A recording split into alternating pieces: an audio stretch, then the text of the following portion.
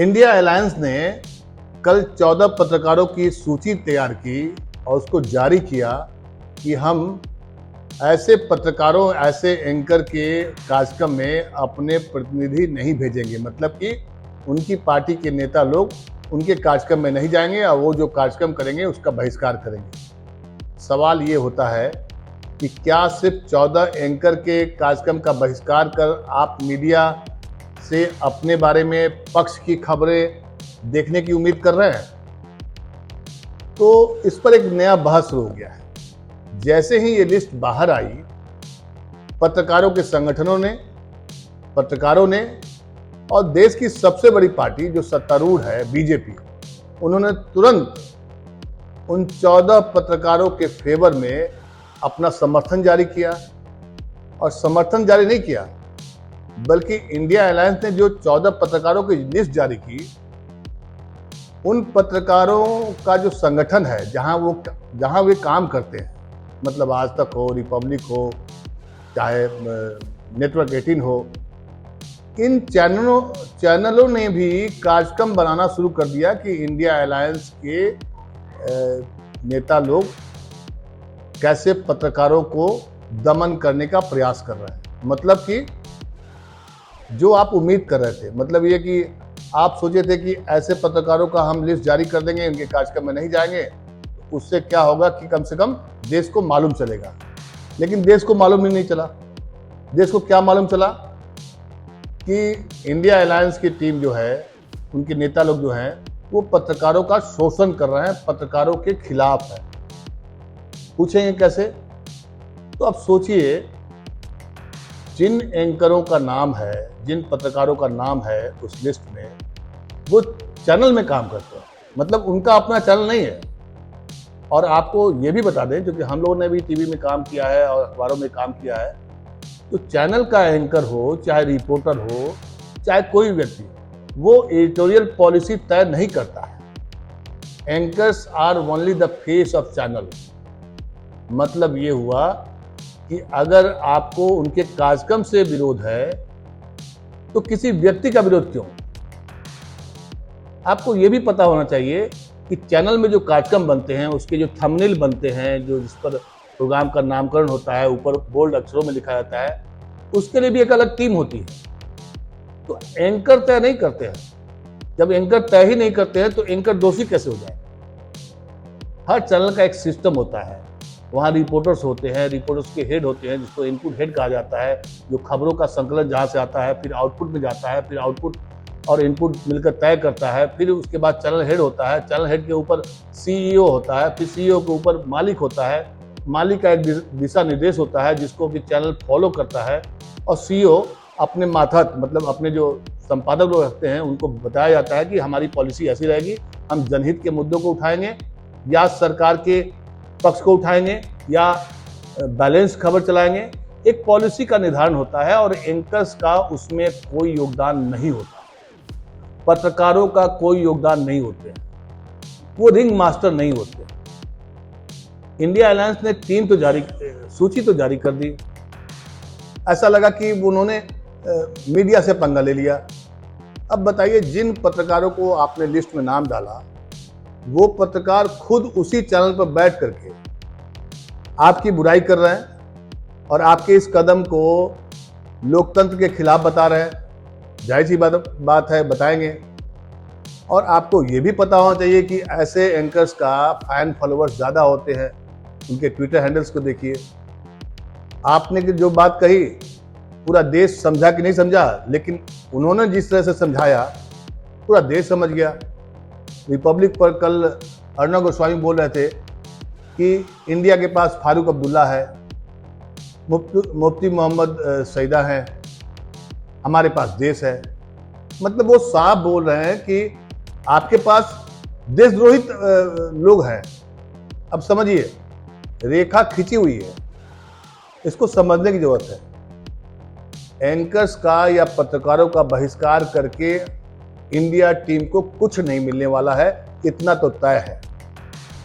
और मजेदार बात यह है कि आप जहां से जिसका विरोध कर रहे हैं, फिर उसी के संगठन में जाकर मतलब 6 बजे के कार्यक्रम में मान लिया कोई एंकर जिसका आपने लिस्ट में नाम डाला है, अगर उसके कार्यक्रम में नहीं जाते हैं, फिर 7 बजे जाते हैं, तो क्या वो एंकर आपको पूजा करेगा? आपको गलबैया डालेगा कि नहीं नहीं आप बहुत अच्छे आदमी हैं, आपसे हम बड़े अच्छे अच्छे सवाल करेंगे? ऐसे कैसे हो सकता है? ये तो चैनल की पॉलिसी है कि हमें सरकार के पक्ष को ज़्यादा दिखाना है, जिसको आप लोग गोदी मीडिया कहते हैं। अब सवाल ये भी होता है कि अगर मान लिया अगर आपने 6 बजे कार्यक्रम का बहिष्कार कर दिया, 7 बजे कार्यक्रम में आएंगे, मतलब आपको चेहरे चमकाने की जरूरत है। आपको पता है कि मीडिया की ताकत से ही आप सब कुछ अपनी बात कह सकते हैं, और मीडिया की ताकत के पीछे की ताकत कौन सा है? मतलब इन एंकरों को बहाली कौन करता है, इनको प्रोग्राम की रूपरेखा कौन बनाता है, या एडिटोरियल पॉलिसी क्या होता है, कौन तय करता है? क्या इंडिया के गठबंधन के नेताओं को यह पता नहीं है? पता तो है, लेकिन क्या मजबूरी है कि वो एंकर के बजाय मालिकान से नहीं बात करते हैं, या जो पॉलिसी निर्धारित करता है संपादक भले ही कमजोर हो, लेकिन तय तो वही करता है ना। आज भी चैनल हो या अखबार हो, संपादक किसी भी तरह का हो, चाहे वो कमजोर हो आपकी नज़र में, चाहे वो विद्वान हो, लेकिन अखबार का पहला पेज क्या जाएगा या अखबार की पॉलिसी क्या होगी, किस तरह की खबरों को हम प्रमुखता देंगे, ये शुरू से अनादिकाल से चला आ रहा है। जब देश आज़ाद हो रहा था तब भी जो अखबार छपते थे, उसमें जो देश के जो लोगों ने पत्रिका निकालना शुरू किया, तो उन्होंने तय किया था कि हम आज़ादी की खबरें यानी फ्रीडम स्ट्रगल की खबरों को प्रमुखता देंगे। अंग्रेज हमेशा उसको दबाया करते थे, उसको जब्त कर लेते थे। तो ठीक इसी तरह से आज जो पत्रकारों के खिलाफ एक माहौल बनाने की कोशिश की जा रही है, मुझे लगता है कि ये बाउंस बैक कर जाएगा। आपका मकसद कामयाब नहीं होगा। न मैं बहिष्कार के पक्ष में हूं, न बहिष्कार जिसका हुआ है उनके साथ में हूं, क्योंकि इसमें कोई राय नहीं कि मीडिया आज की तारीख में दिग्भ्रमित हो गया है। हमारी नज़र में वो संक्रमण काल में है। संक्रमण काल क्या होता है? जहां हर व्यक्ति मीडिया हो जाता है, हर व्यक्ति को पता होता है कि क्या हो रहा है। पहले सिर्फ मीडिया को पता होता था कि क्या हो रहा है, और उसकी खबर सबको बताते थे, जिससे देश को मालूम होता था। लेकिन आज की तारीख में मीडिया, हर व्यक्ति मीडिया हो चुका है, हर आदमी के पास जानकारी है। लेकिन पत्रकारों का बहिष्कार करके इंडिया की टीम ने अपने ही पैर पर कुल्हाड़ी मार लिया है। ये भी एक बहस शुरू हो चुकी है। बहस इसलिए कि आपको अगर बहिष्कार करना था तो उन मालिकों का बहिष्कार करना था, उन चैनलों का बहिष्कार करना था जो आपके हिसाब से नफरत बेच रहे थे, या हिंदू मुस्लिम या जो भी है आपकी नज़र में जो भी जैसा लगता हो। लेकिन हो क्या रहा है? आपने 14 लोगों की लिस्ट बनाई, अब बीजेपी वाले भी लिस्ट बनाएंगे जो आपके पक्ष में आपके लिए माहौल तैयार करते हैं, तो कल उनकी भी लिस्ट आएगी। इससे मिलेगा क्या देश को? देश को कुछ भी नहीं मिलने वाला। देश की बुनियादी चीजों पर आज भी चर्चा नहीं हो रही है, और आप बिला वजह, तो कई लोग ये भी बता रहे हैं कि ये सब इसलिए हो रहा है क्योंकि हर पार्टी के प्रवक्ता चाहते हैं कि भाई वो चैनल पर जाएं, अपना चेहरा चमकाएं, बैठें। पार्टी का जो प्रमुख नेता है आज भी चैनलों से बाहर ही है, तो चैनल पर बैठने से किसकी राजनीति चमकती है ये भी सब लोग जानते हैं। पिछले कई सालों से, इसके पहले तो ये परंपरा थी नहीं कि चैनल के प्रवक्ता जाकर बैठेंगे और अपना चेहरा चमकाएंगे। तो चेहरा चमकाने की होड़ और अपनी बात मनवाने का जोर, ये जो चलन है ना, ये पत्रकारों में भी वही दिखाई पड़ रहा है जो नेताओं में हो गया। दिक्कत ये है कि बहस अब ये हो रही है कि क्या देश का मीडिया बिल्कुल दो फाड़ों में बट गया है, दो हिस्सों में बट गया है। पहले भी बटा हुआ था। इंडिया की टीम ने उसकी एक लाइन खींच दी कि हाँ, ऐसे पत्रकार ये सरकार के लिए काम करते हैं और सरकार का एजेंडा लागू करते हैं, और जो बचे हुए हैं वो बैलेंस है। बैलेंस तो कोई भी नहीं है आज की तारीख में।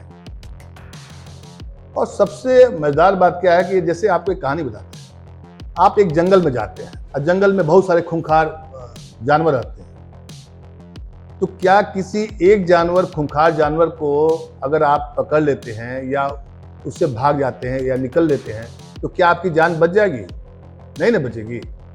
बाकी जो खूंखार जानवर हैं, जंगली जानवर हैं, वो तो आपको नोचेंगे ही ना। वही हाल चैनलों का भी तो है। जब चैनल का मालिक उन्हीं एंकरों को प्रमोट कर रहा है, उन्हीं एंकरों के जरिए ये प्रोग्राम बनाया जा रहा है कि ये जो इंडिया ने किया है ये गलत किया है। सोचिए, मतलब आपका निशाना जिस पर था वो चूक गया है।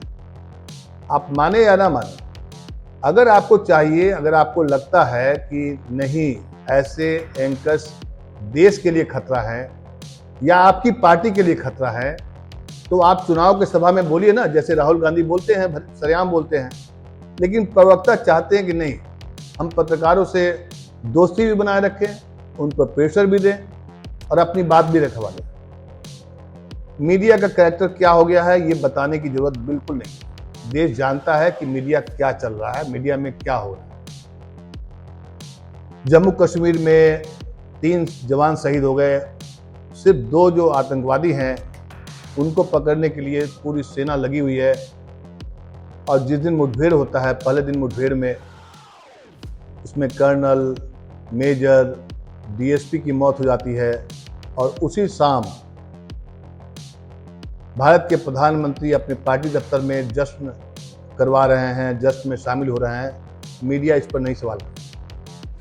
जाहिर सी बात, आज भी एक दो वीडियो आया है जिसमें शहीद जवान की माँ रो रही है, सरकार से सवाल कर रही है। लेकिन आप उनकी हेडलाइन देखिए, आपको कहीं से दिखाई नहीं पड़ेगा कि वो सरकार के खिलाफ है या ये गमजदा है देश, दुखों का पहाड़ टूट पड़ा, देश गुस्से में है, शहादत पर अभिमान है देश को, तमाम तरह की इस तरह के स्लग्स ऊपर आपको दिखाई पड़ेगी। कहने का मतलब ये है कि इंडिया ने जो फैसला किया है वो बाउंस बैक भी कर सकता है। अगर बाउंस बैक नहीं करेगा तो आने वाले समय में मीडिया से आप उम्मीद करेंगे कि आपके पक्ष में माहौल बनाए। ऐसा आप उन चैनलों से तो बिल्कुल उम्मीद मत करिए जिन चैनलों के पत्रकारों को आपने लिस्ट में नाम रखा है। चलते चलते आपको ये भी बता दें कि कुछ पत्रकार बहुत दुखी हैं, क्योंकि देश की सबसे बड़ी पार्टी ने उन 14 पत्रकारों के समर्थन में न केवल आया है बल्कि लगातार बाइट आ रही है, लगातार उनके बयान आ रहे हैं कि देश इनके साथ है। मतलब उनके तो बल्ले बल्ले हो गए। 14 पत्रकार को तो कभी भी कोई भी बड़ा सम्मान मिल सकता है। हो सकता है कि देश के प्रधानमंत्री मोदी जी उन 14 पत्रकारों को बुलाएं, अपने घर में बैठाएं, उनसे संवाद करें और उनको पुरस्कृत दे दें। इससे बड़ा पुरस्कार क्या हो सकता है? ये भी हो सकता है, क्योंकि देखिए आपका मकसद, आप भी पॉलिटिकल पार्टी हैं, बीजेपी भी एक पॉलिटिकल पार्टी है, उनका भी मकसद वही है जो आपका मकसद है, सत्ता पर काबिज होना। अब इसके लिए कौन गलत कर रहा है, कौन सही कर रहा है, जनता को बताना चाहिए। अगर मीडिया आपका साथ नहीं दे रहा है तो सोशल मीडिया, हम सब लोग को जो खबर मिलती है वो सोशल मीडिया से खबर मिलती है। राहुल गांधी क्या कर रहे हैं, अखिलेश यादव क्या कर रहे हैं, सब कुछ खबर हम लोग को सोशल मीडिया से मिलती है। टेलीविजन चैनल तो अपनी विश्वसनीयता काफी पहले खो चुकी है और लगातार इसमें गिरावट आई है। लेकिन आप किसी पत्रकार का विरोध कर आप अपने मकसद में कामयाब नहीं हो सकते। चैनल उनके साथ है, तो अब आप किसका विरोध करेंगे? क्या चैनलों का विरोध करेंगे? आपको तय करना होगा। इंडिया इस मामले में मुझे कंफ्यूज दिखाई, क्योंकि जो लिस्ट भी बनी है उसमें कई ऐसे पत्रकार का नाम नहीं है। आप सोशल मीडिया पर देखिए, कोई रो रहा है कि भाई मेरा नाम क्यों नहीं शामिल किया गया, क्योंकि कहीं ना कहीं हर एक पत्रकार आज की तारीख में पॉलिटिकल हो गया है। पॉलिटिकल पक्ष में या विपक्ष में। जो बीच वाले हैं उनको तो कोई पूछ ही नहीं रहा है। उन्हीं में हम भी हैं। हम लोग बीच वाले हैं, न इधर है न उधर है। कौन पूछता है? नमस्कार।